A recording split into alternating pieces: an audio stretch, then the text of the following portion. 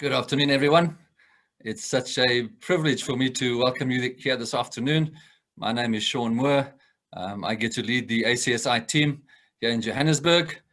And joining me on the screen in a moment is our special guest today, Dr. Andrew Brough. And I'm going to introduce him in a minute. Once again, Andy, thank you so much for your time and effort that you've put into this afternoon. But a real welcome to everyone who's joined us, all the leaders from wherever you are. We're getting folk from all around the world these days to be part of our webinars, and we're so grateful. We're grateful that you're taking time out of your day and really investing in yourself. And I just pray that today is just going to be a blessed time for each of you. As Andy speaks to us, I pray that God speaks to each of you. So well done for coming this afternoon and for, as I said, investing in yourself. The program is very simple. Once I've finished with the introductions of our guest, I'm going to hand over to Andy, and he's going to go through his presentation. You are encouraged to make some comments and then ask some questions. Andy's quite keen that we engage as much as possible in this webinar. So we'll answer as many questions as we possibly can. Try and keep them short and sweet so that they're easy to read, and we'll certainly engage with that. Just a reminder that all of you that participate today, we will send you a certificate of participation, and you can then use those for your SACE points as you go forward. And we continue to stream these webinars on Facebook Live. So a recording will be available hereafter, so that if those of you or people that you know may have missed this session, you will be able to get the recording of that. And we're grateful that Andy has agreed to that. But before we get started, and before I introduce Dr. Andrew Brough, I'd just like to take a time and just really honor the school leaders in particular, but any one of you that are involved in school leadership or leadership in any context really. But obviously our game is schools, and I just know as principals and senior management of schools, it's just been a tough time. And I want to honor you for persevering, for your ingenuity, your creativity, your perseverance, your diligence in this season that we've all had to go through, and honor you for keep going. And may the Lord just continue to strengthen you and keep you. Please don't give up on this great call. You know, it may be really difficult in the context of your school, but we have to trust and believe that God's got this. But again, well done for being here. So it is my privilege to introduce Andy to you, and my gosh, what a spectacular man. He is a international leadership and organizational development consultant. He is a chartered marketer. He is an executive educational specialist, specializing in strategy, sales and marketing, leadership, and corporate reputation. Dr. Brough has a BA in education. He's a qualified chartered marketer. He has his master's in organizational leadership, and he has his PhD in business leadership and marketing. He is a member of the Marketing Association of South Africa. He is the founding director of Brough Leadership Institute, founding director of the Greater Knysna Business Chamber, a director of CDR Equipping. And his job is facilitating, lecturing, broadcasting, speaking. He's an author and has 25 years of amazing experience in all of these fields. And we couldn't have asked for a better presenter today. He consults for people and organizations and companies internationally, all over the world. And the kind of person that understands strategy, diversity, teamwork, leadership, shaping behavior, sales and marketing. And he understands virtual classroom management. Andy is a husband and a father and a devoted follower of Jesus Christ. And it's my absolute privilege to introduce you to him, welcome him, and thank him. He's given of his time freely for us this afternoon. He's got a very interesting topic. This rhinos in education. Oh my gosh, I don't know what a gray rhino is supposed to mean, but we're going to hear all about that. And may you all be blessed. Andy, thanks again, and I hand over to you. Thank you so much, Sean. Can you hear me? Yes. Great. Well, welcome everybody. It's so wonderful to be with you. I think what's really important over and above all of the things that Sean said in that very kind introduction is I actually started my life as a high school teacher, And so for the first 2 years of my career, I was doing what many of you are doing now. And I think back fondly onto those days. Now I work internationally, as you've heard, with many clients, but I also, during COVID, started a podcast and began to interview leaders from around the world, thought leaders, authors. And one of the people that I met was Michelle Wuka. She is a global thinker. She's a financial journalist, and she writes extensively around global trends. And her book has become an international bestseller. The book is entitled, with the American spelling, The Grey Rhino. And it's all to do with these highly probable, high impact threats, something that we ought to see coming, a 2-ton rhinoceros aiming its horn in a direction and then preparing to charge. I actually said to Michelle when I interviewed her that about 10 years ago, I had that situation out at one of the game reserves in Johannesburg, where a rhinoceros came from the side and actually gave us a good go on the side of the car. So she's not talking about physical rhinos. She's talking about this is a metaphor of danger that rarely comes as a surprise, things that are often missed as opportunities for taking precautions and reading and responding to warning signals. So she says it's a highly probable, high impact threat and often follows many missed opportunities. Now, what's really interesting is that although the book is called Grey Rhinos, we know that in rhino language there are black rhinos and white rhinos, but they're all grey. And this idea that, although we might distinguish between different types of rhinos, it's less about the obvious and more about the fact that they are these threats, which we can sometimes miss. So let me give you some examples. Climate change would be a grey rhino. Cybersecurity would be a grey rhino. National sovereign debt would be a grey rhino. Personal debt would be a grey rhino. Job creation, the economic inequality, disruptive technologies. And in her book, she actually then has a taxonomy of grey rhinos. So let me give you some examples. She says, for example, if you think about inconvenient truths, climate change, obesity, unsafe working conditions, these would be grey rhinos. They are widely recognized, but we are often faced with significant resistance to act. She talks about a charging rhino, something that develops very quickly, offering a smoldering issue that flares up. Think about the Arab Spring, think back to the subprime mortgage lending situation of 2008 and the financial collapse that pursued after that. She then talks about recurring rhinos, and this is really interesting. She wrote this book a few years back, and she says, a recurring rhino is a familiar recurrence, a financial crisis, weather events, earthquakes, cyber threats, and, believe it or not, pandemics. So she didn't foresee Corona as such, but she said, if you take a rhino view of the world, then there are pandemics that happen and recur and reoccur.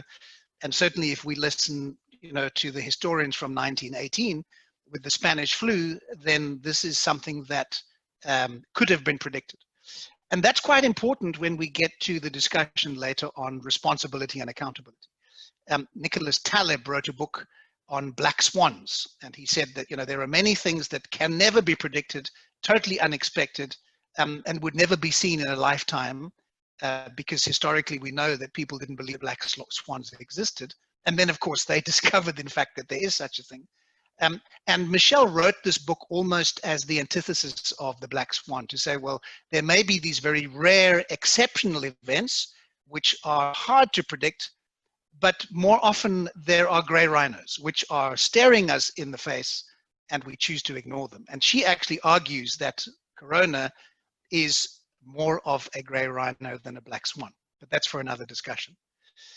She talks about meta-rhinos. So there are structural issues that could create or worsen other challenges. Think about inequality, think about gender. She talks about the domino effect, so one rhino leading to another.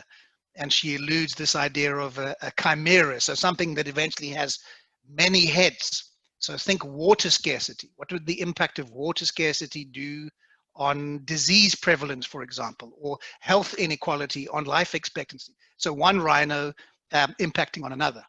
She talks about conundrums. So some rhinos don't have obvious answers. If you think about, again, inequality in the South African context, in the Middle East, the Israel-Palestine situation, it's a conundrum. There is no one single solution that we would be able to use to answer that.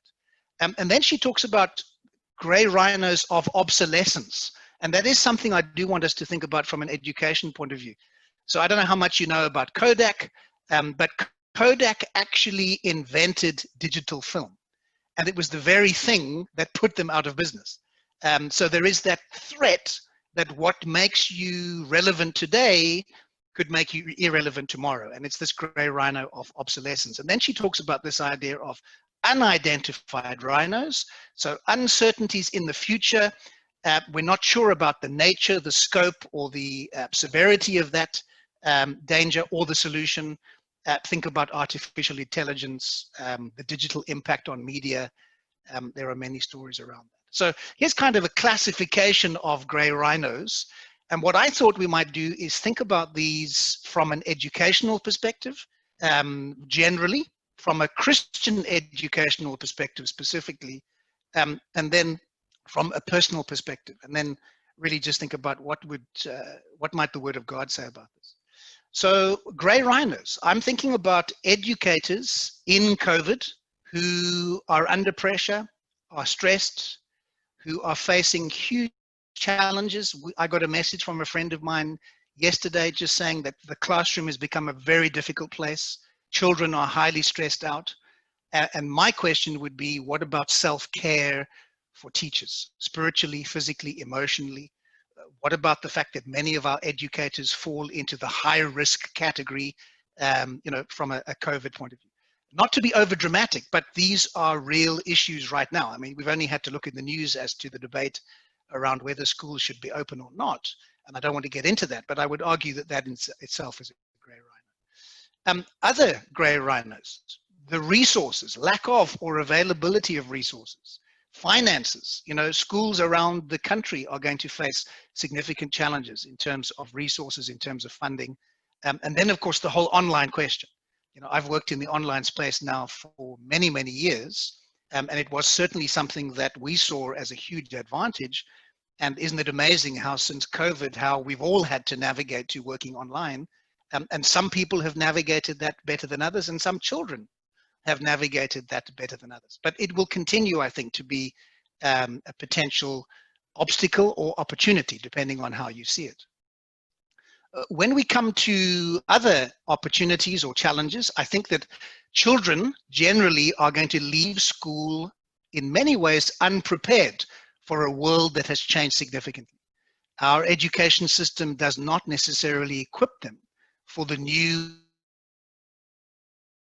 industrial revolution. And what you see on the left-hand side of the screen here is the latest research done by LinkedIn on the skills that we need most in 2020 from a soft skills point of view. And I don't necessarily like that term because it almost makes them sound less important, but creativity, persuasion, collaboration, adaptability, emotional intelligence. Are we actually equipping our children with that? And then hard skills, blockchain, cloud computing, analytical reasoning, artificial intelligence, coding, business analysis. To what extent is our curriculum, is our thinking framing these kind of opportunities for our children and preparing them for this new world? We did some research some years back on employability. And what we found was that for school leavers to be able to survive in this new world of work, these are just some of the things that they would need in terms of competencies, communication, decision-making, systems thinking, upholding ethical standards, people leadership, levering technology.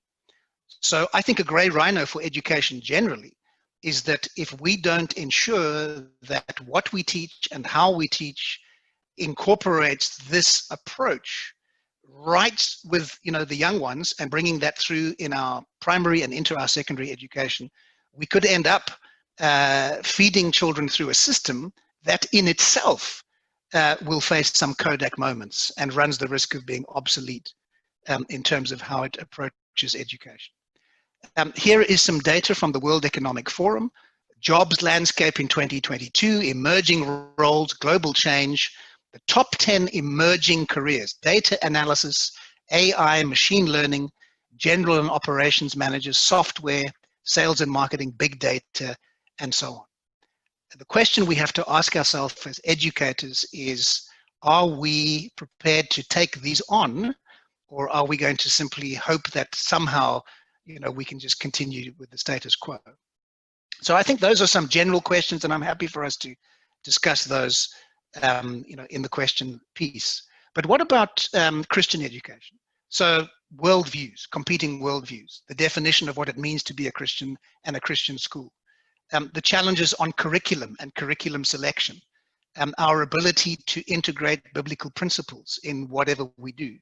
I'm thinking about teacher selection. How do we ensure that the teachers that we bring on board have that biblical worldview, that they are able to reason their curriculum and their approach from that perspective, and are really role modeling the kind of godly lifestyle that the children would aspire to? How do we get them to redefine and deliver on our Christian mandate and on the methodology that comes with that? And how do we integrate into what we do from a Christian education perspective, that sense of social justice and responsibility to talk into the issues of the day? How are we addressing, questions around Black Lives Matter and race? These, I think, are questions which we'll be forced to engage with. Other questions around resources. I know many of you will be schools that will be challenged and have been challenged through COVID. Some of you will be attached to churches that have faced serious challenges in terms of their income. Some of you will be independent schools and will be facing questions around resources, grey rhinos, facilities, competing with your public counterparts. How do you remain relevant?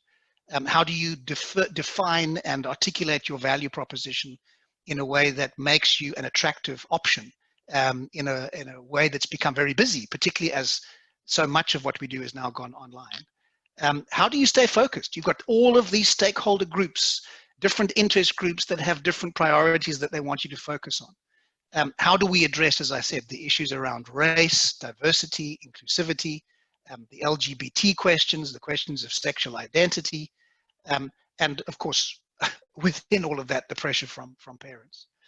And I know that I'm probably asking more questions than answers, but the point I'm trying to make is we are, consciously or not, faced with these grey rhinos at multiple levels, at a global level, at a national level, at an educational level, at a professional level. We struggle, to navigate the challenges of legislation and government interference from a Christian education point of view. And then I think from a personal point of view, there are also grey rhinos. So, what do you do when your doctor says to you that you are, suffering from high blood pressure, that you need to watch your diet, that you need to exercise, and that you fall into that high risk category, but you don't want to make the changes? That's one approach to a grey rhino. What do you do when you haven't put in place provision for the longer term financially? What do you do when you haven't addressed those underlying relationship issues? Again, they can become grey rhinos. So I think what's important is that, having defined a grey rhino and having given you some examples at a global level, a national level, we've touched on some from a general education point of view and specifically from a Christian education point of view. I now want to turn the focus to understanding something about circles of concern and influence and control. So this first graphic, I think, illustrates everything in that blue circle that you and I would be concerned about. And I'm sure that if I unmuted the lines and I gave you an opportunity to make a list, there would be literally hundreds of things that occupy your thoughts, your fears, your apprehensions, your concerns on a daily basis.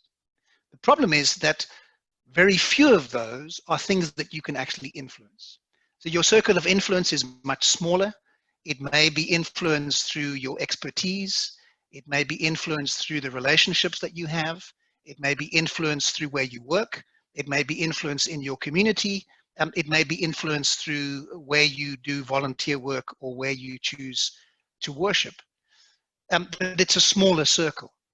I think what's really important today is, as you identify the gray rhinos in your life, that you think about what I'm going to call the circle of control.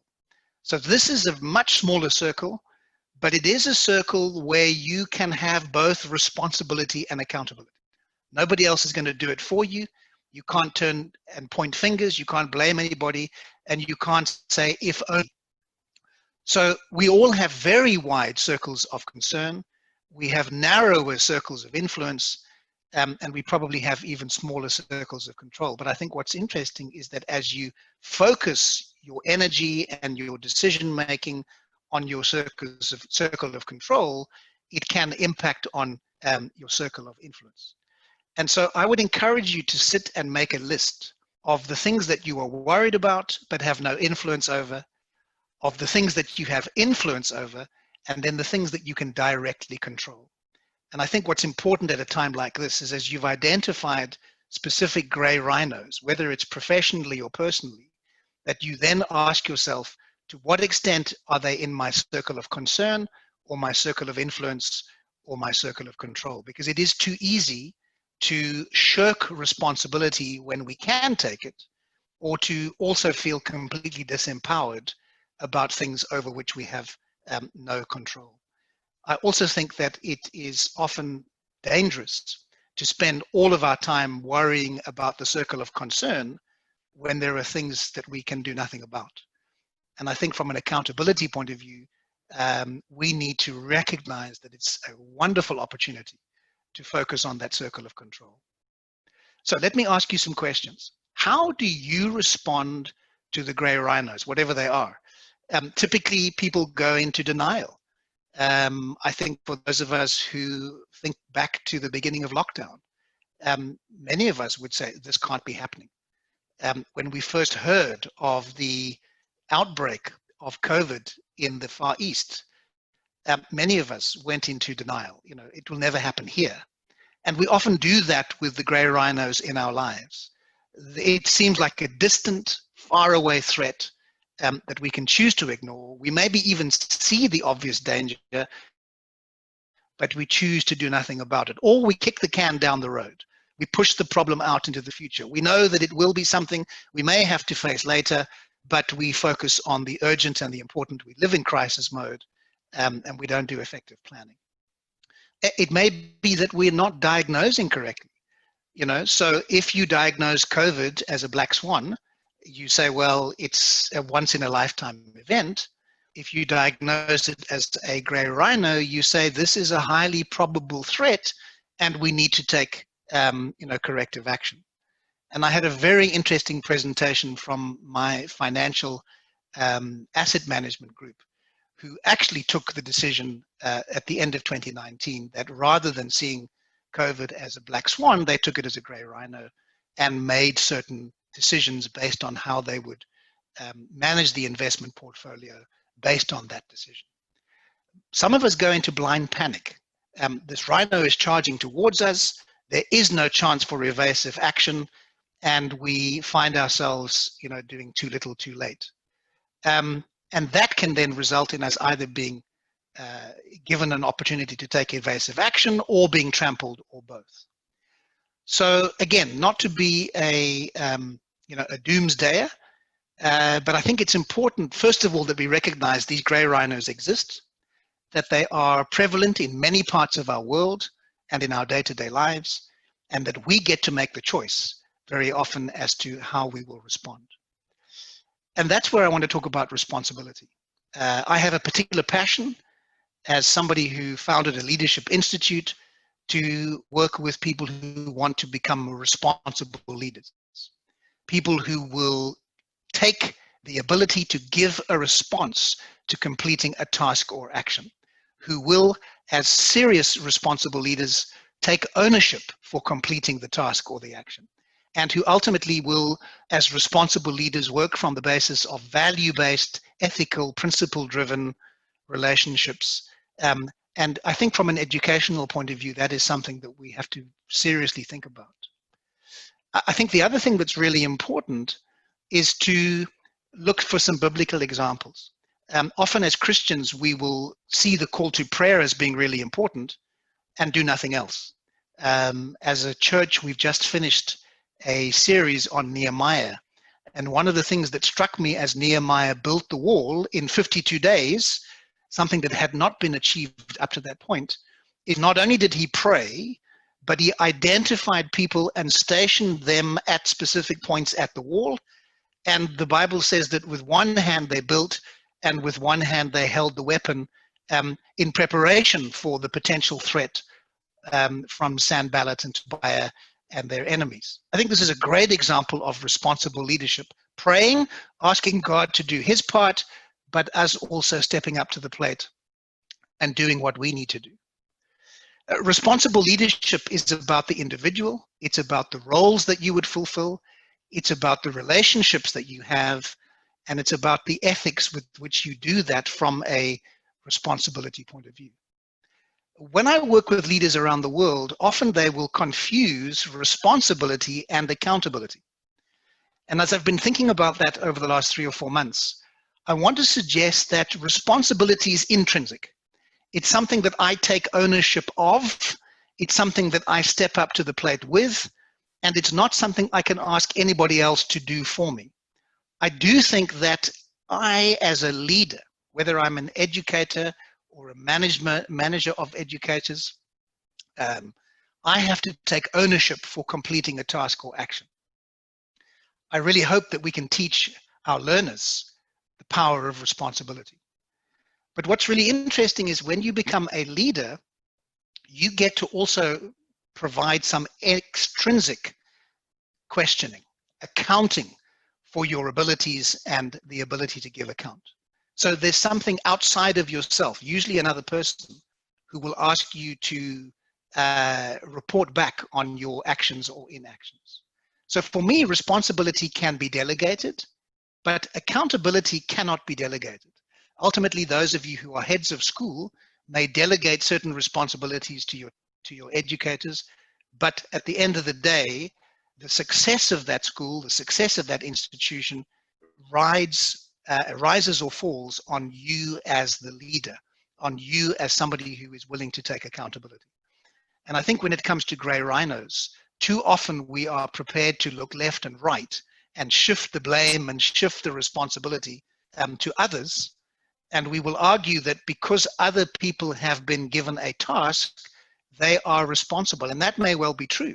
But if you're a leader, you are prepared to take accountability as well. And certainly as I work with NGOs, as I work with governments, this is something that we are really trying to get them to understand, is that leadership and accountability go hand in hand.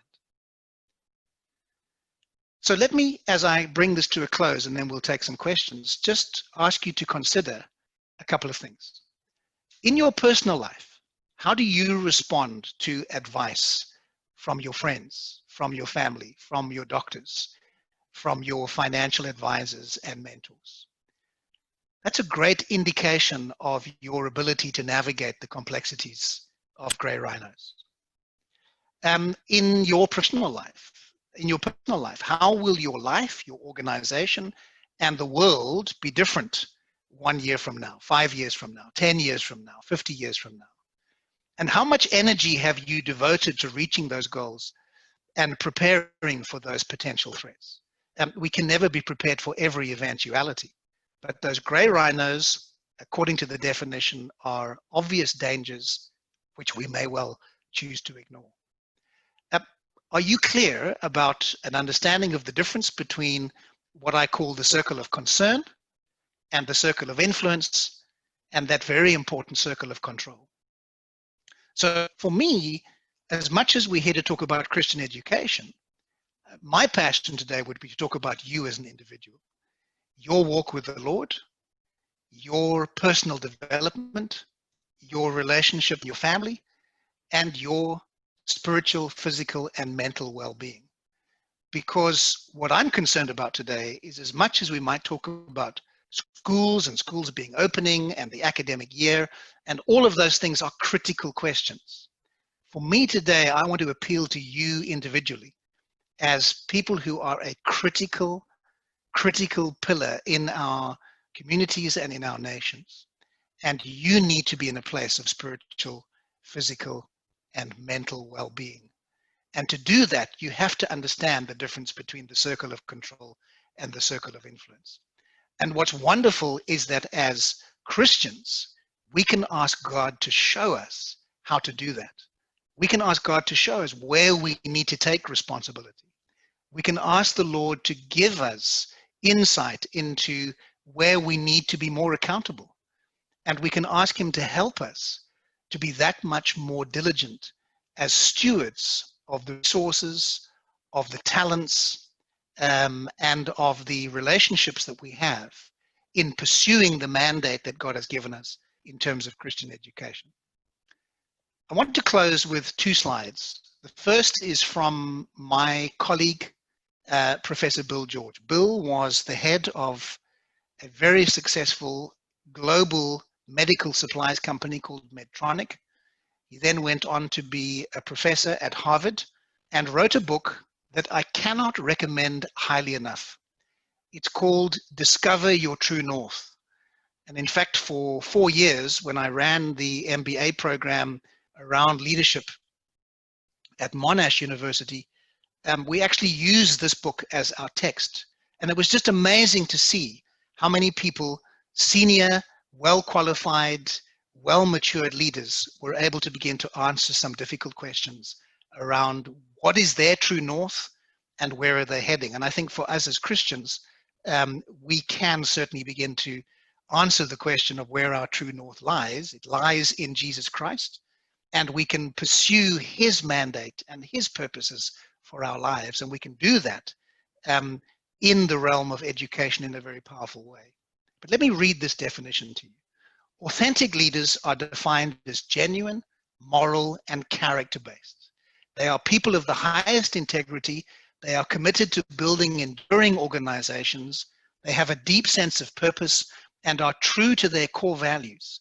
They have the courage to build their companies, can I say to this audience, their institutions, their schools, to meet the needs of all of their stakeholders, their learners, and who recognize the importance of their service to society.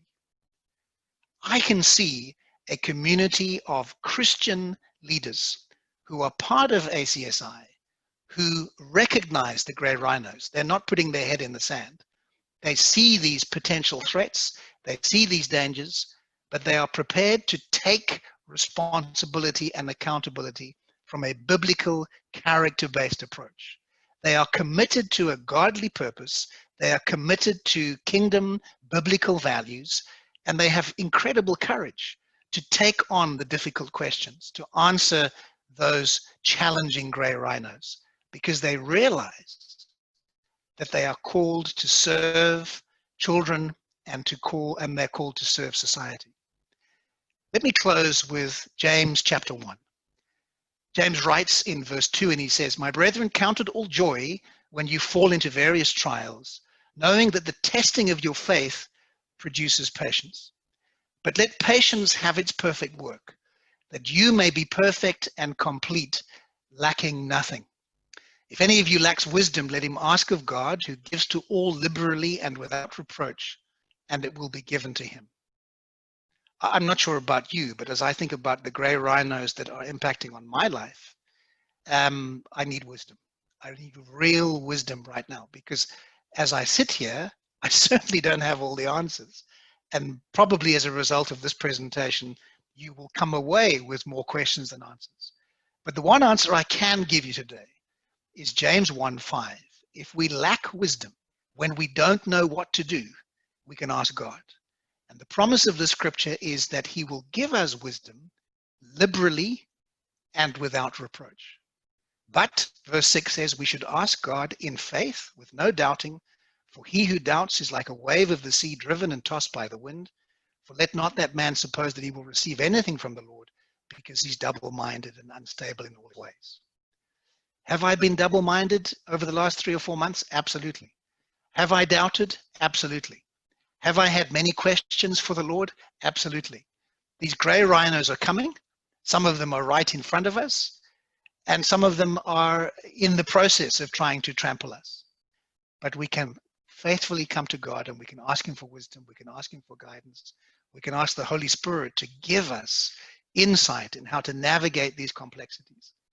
It's my prayer for all of you watching this today that you would draw on his wisdom, that he would give you the mind of Christ, and that in the face of these very real threats, these very real challenges, whether they be within the nation or within your school or within education or within your personal life, that you would, as you ask God for wisdom, be given incredible insight into how the Word of God is alive and active and sharper than a two-edged sword, and is available to us to speak life to these situations and to bring light and hope where there is so much darkness. And that's my prayer for you today.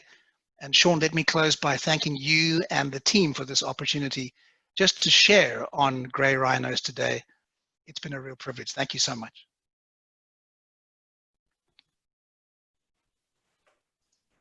Thank you so much, Andy.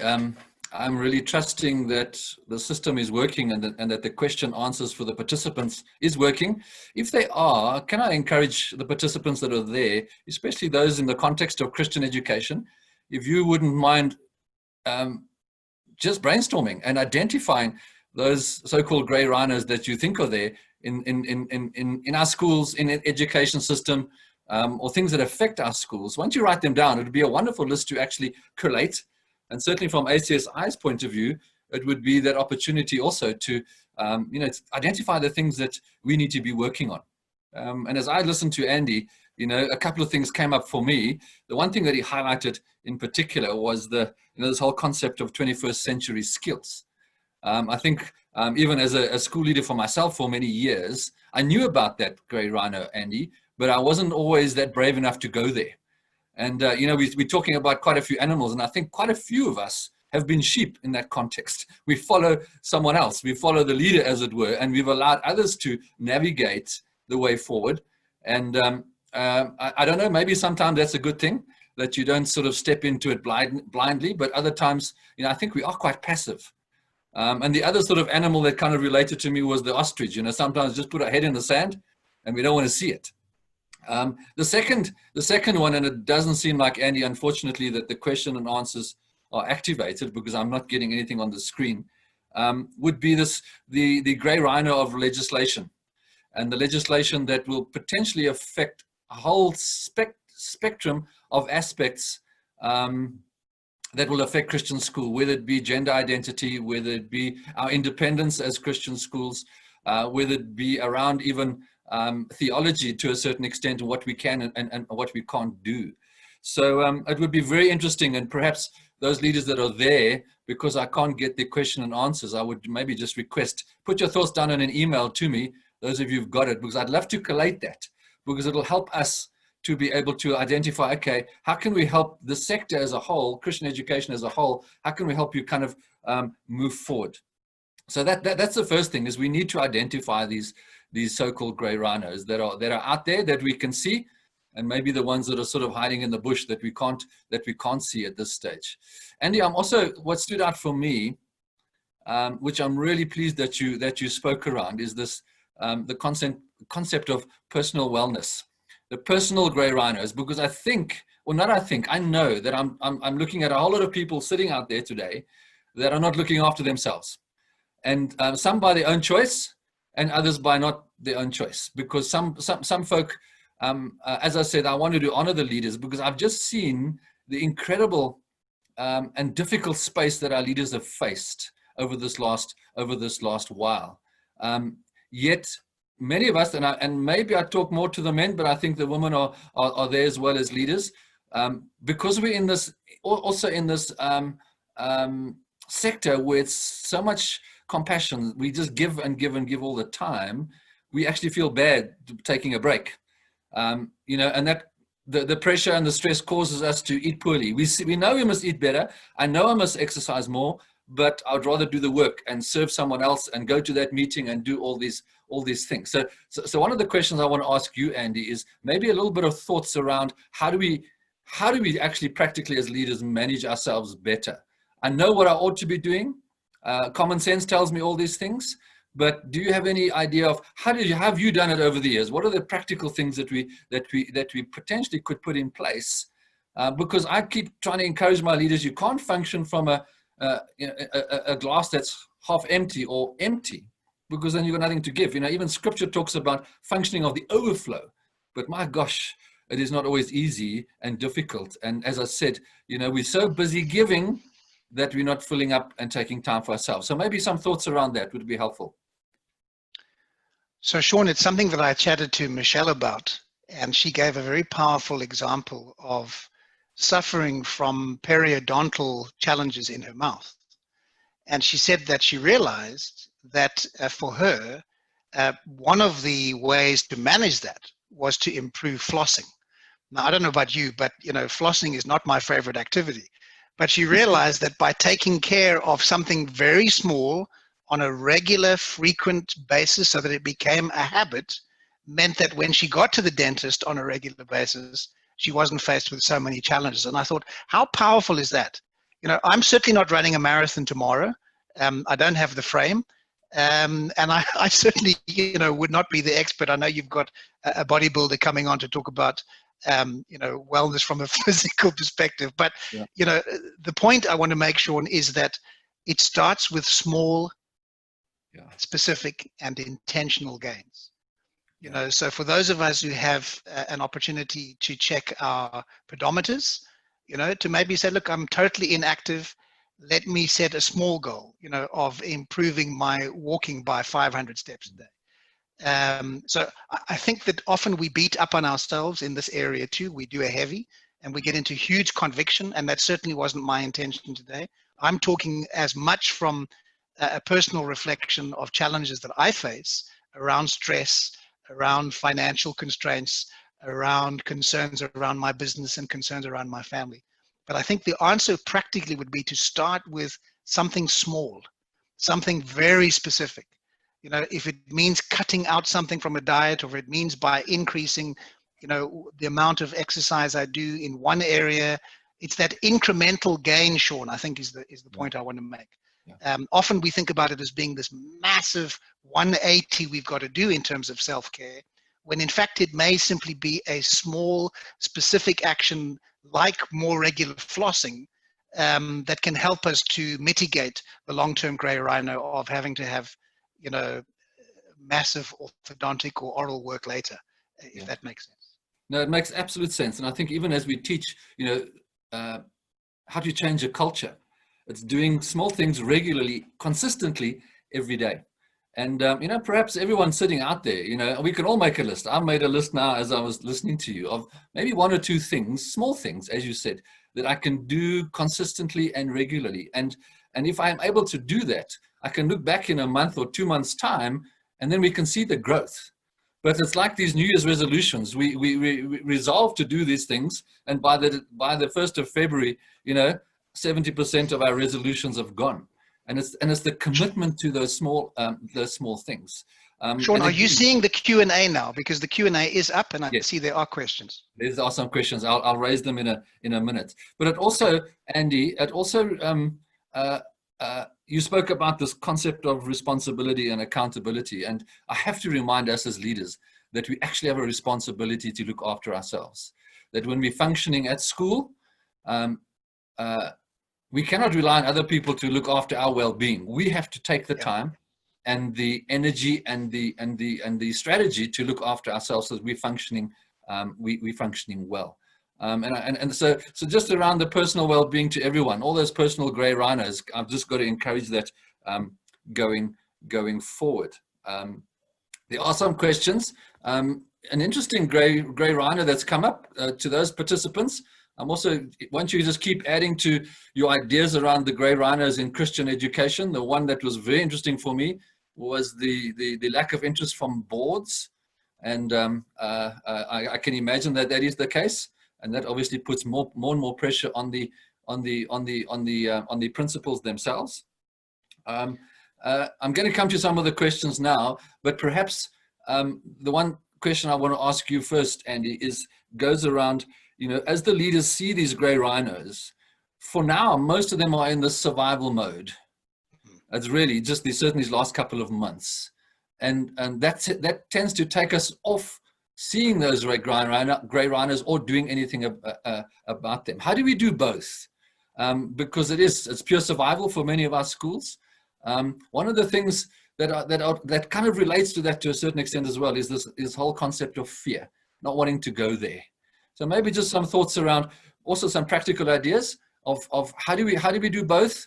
When do I just stay in the survival mode, and when do I step out and look at those things that are coming my way as well?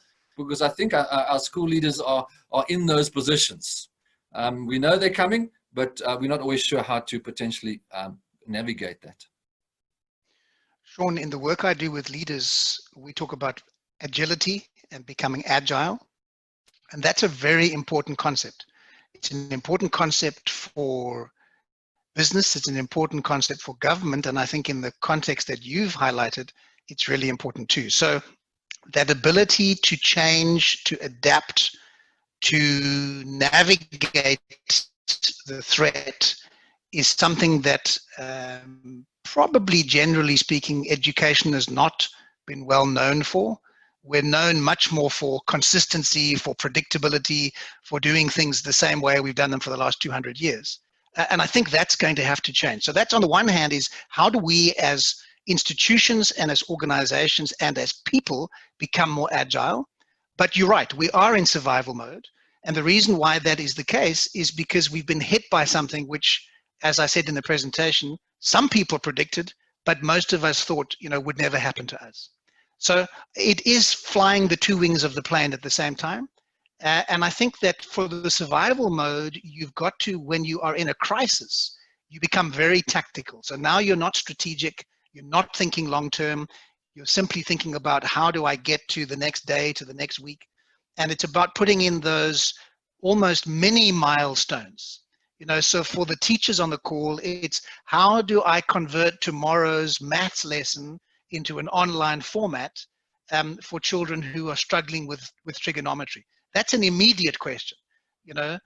For the school leader, it may be, as the question around the school board. So I don't think it can be either or, Sean, and I certainly would not want to sit here and pontificate about how we do that. But it is necessary that you identify the grey rhinos. The earlier you can see them, the earlier you can make, take evasive action. But when they're right on top of you and they're trampling you, you've got to find a way to get around it. So yeah, one could argue, the cynic could argue, well, Andy, this presentation is after the fact. Why didn't you give it to us 2 years ago? And I take that. I'm learning as well. I didn't know about grey rhinos until last month as well. But yeah, I think it is that need to do both at the same time. Yeah, and you kind of reminded me of those 3 circles, and one of the participants mentioned that that if we can focus on those things we can control, and then put a foot or two into those things that we have influence over, because the school leaders that we're facing that are here today have got significant influence in their whole community. Absolutely. They are reaching so many people. They are just pillars of so many communities and societies. Because sometimes I think we default in just looking after ourselves, and we're not moving out into those other circles of influence. And as you say, that as I move into the circles of influence, they're going to then go into the 3rd circle, and there's going to be that ripple effect. So once again, it starts with me, and how do I look after myself and watch those rhinos in my personal life, but then participate. And I think that's kind of the value, to a large extent, Andy, of maybe a group of people. I mean, not necessarily promoting just ACSI, but the collective voice as principals. Because so often I think, I'm not going to make a difference personally. But once I start talking to a group of leaders and a group of heads, and collectively say, we're not going to stand for this. We're not going to stand for this, kids being able to choose their own gender. We're going to make a stand for these kinds of things that we obviously affect us in our schools. This collegiality kind of works well, and that's, I suppose, when we entering into the realm of influence more than just looking after ourselves. So that for me is a statement, and also an encouragement to folk, the value of just collegiality, of standing together, the value of the church per se, rather than just an individual person where there's a louder voice. I'm not sure if there's a comment on that, Andrew. No, I fully agree with you, Sean. And I think one of the things we see in the new world of work is that your ability to collaborate is going to be critical. So if your organization can facilitate collaboration, that in itself, there's wisdom in a multitude of counsel. So we may find that the grey rhinos, as you collect that list, there will be commonality amongst the people who contribute, and then you can start to get alignment and more of a unified approach, possibly from an ACSI point of view as to how you address some of those. Okay, let's go to one or two of the questions. There are quite a few statements and concerns just around access to Wi-Fi, social media, knowing that that's the future. I'm not sure if you can answer that question. I think it's a challenge that we all face, knowing that potentially online learning is going to be somewhat a part of the future. But there was a question from Anita. Do you have any advice around dealing with parental pressures that teachers are facing currently? And maybe you can expand on that and just the variety of pressures that teachers and leaders are facing. So I think the role of a teacher, certainly from when I was there 26, 27 years ago, Sean, has changed dramatically. And the multiplicity of expectations, is exponential. So I think to Anita, what I would say is you've got to have boundaries in place. While parents have a critical role in leading and being the mom and dad to the child in the home, you are not required to be the mom and dad at school. That's very important. So I think part of dealing with parental pressure is having a constructive conversation around expectations. Because I think, Sean, the truth is many parents have unrealistic expectations of what a teacher should be doing with this child. And I am concerned that even as we shifted to online, and as a parent myself, I did a year of online teaching with my youngest last year, so I know something of that. That there are huge challenges to engaging with the learner, to keeping them motivated, to holding them accountable. So I think the first thing I would say is you've got to have your own boundaries in place, that you cannot live in the place of obligation to parents 24/7.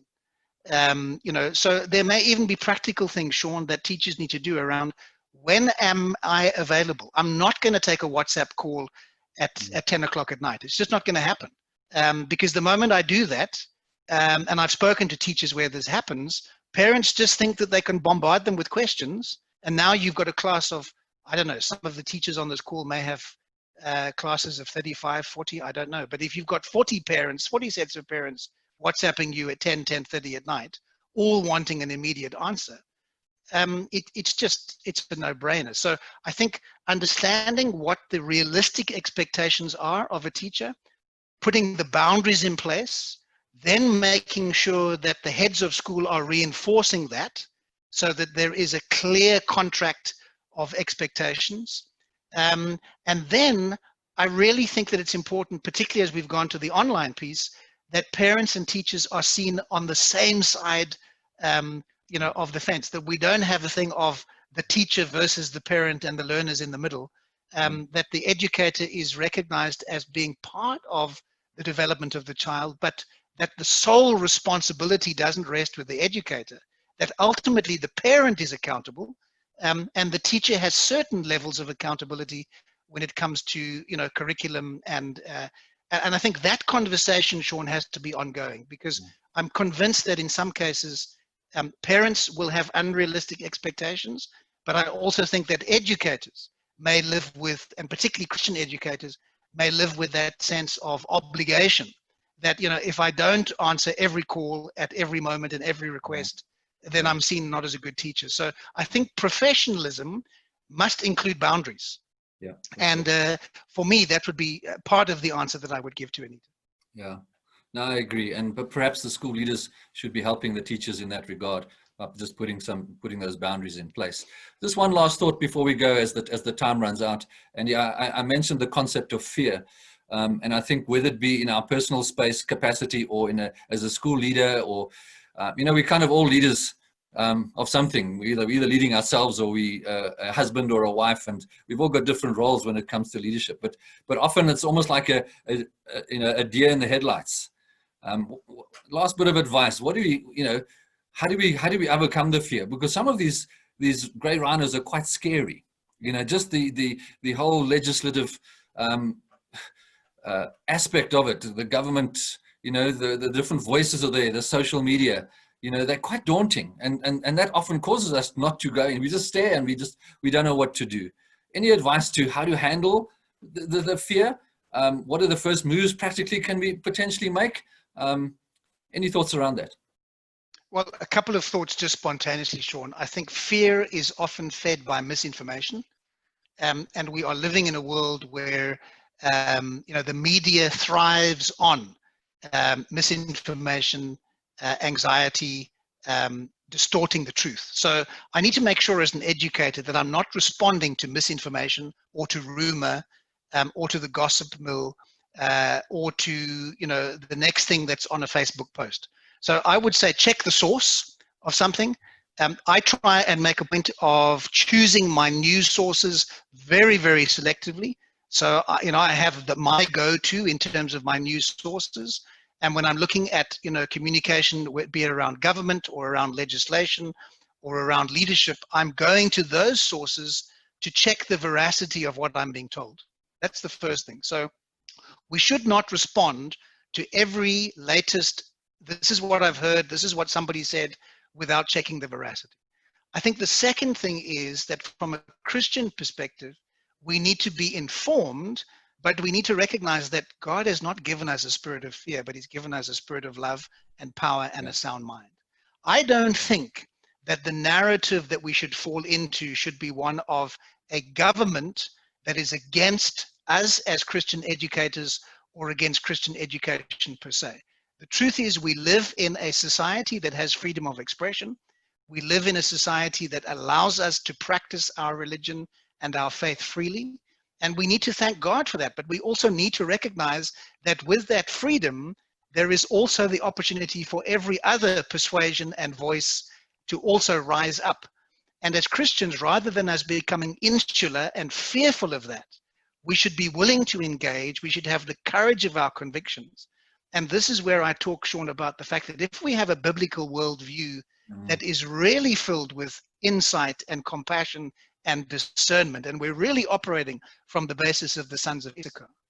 Yes, these threats are real. Yes, the threat of interference is there. But I have to believe in a democratic South Africa that it would take a significant change, probably at a constitutional level, for Christian education to be completely wiped out. I don't see that happening. But I do see we'll have to start to get much more prudent in navigating the complexities of curriculum and teacher selection and really engaging from a place of information and insight rather than from a place of fear. Yeah, absolutely. I appreciate those sentiments, and it's kind of encouraging me also with a bit of fear and trepidation that there's work to be done. The last thing we want to be doing is putting our head in the sands and allowing other people to create new laws and legislation. We need to be defending, like your example with Nehemiah. We're building, but we're defending as well, and I think that's wonderful. Time is up for all of us. Andy, thank you so much. And I think it's a very practical webinar for leaders, because you can go back home, and I really encourage all of us to do that, is to think personally. Think of those grey rhinos that are right in the middle of the road, staring us in the face, almost there, charging us, almost on us, and possibly even those that are further on. And if we can identify, that's the first step, what they are, then go back to that circle that Andy spoke about. And what can I do about the things that I can control? Some things you can't control, so you can't control it. So why worry too much about it? But there are some things, the little things that Andy spoke about, that we can do. So I encourage you just to list one thing that's in your way currently and see if you can wake up tomorrow and do something different. Consistently, small things as you go. And then obviously you're going to do the same for your school. It would be a wonderful exercise, leaders, to spend some time with your staff and say, what do you think the grey rhinos are that affect our school, that are sort of charging our school, that we need to address? The things that you can control, and there are obviously going to be some things that you can't control. But again, identifying them would be significant. For us as an association, we're certainly going to be on the journey of identifying those that are also facing Christian education as a whole. So Andy, it's been super practical for us, and thank you for that. Thank you for the work that you're doing in your sphere. To all of you, this is what Andy does every day. And those of you that would like to explore using Andy in the context of your school, I'll put his details up again, or you can get hold of Andy through the office, and we'd love to allow him to be part of your school leadership, your organization, your ministry, just to help strengthen just through his years of experience and his incredible biblical perspective on life. And I've really appreciated that about you today, Andrew. You've given us practical, but you've also given us spiritual advice going forward. So bless you. I didn't pray for you in the beginning. I said I would, but I'm sorry. But I prayed for you while you were speaking. To all the participants today, bless you. Keep doing what you're doing. And may the Lord just give you the strength and the courage and the wisdom and the discernment to do what you're doing. May he also give you the eyes to see those rhinos that are out there, so that we can do something about them. And, and that's the amazing thing about people of faith. We have that Holy Spirit in us that does give us eyes to see. And maybe even give us eyes to see those things that are affecting our children and the people around us. Again, Andrew, bless you, my friend. I really appreciate your time this afternoon, and I look forward to catching up with you in the future, and all the very best with your ministry and your work. God bless you, everyone. Thanks so much, Sean. Remember that there are webinars every Thursday afternoon, and even tonight, there's the parent webinar that you can be involved in. There's still space for that, and we're looking forward to 7 o'clock tonight, where Nikki Bush is going to come and address us as parents and helping us cope with the future. All the very best to all of you. Lovely to see you. Thank you for investing in yourself today, and we'll see you soon.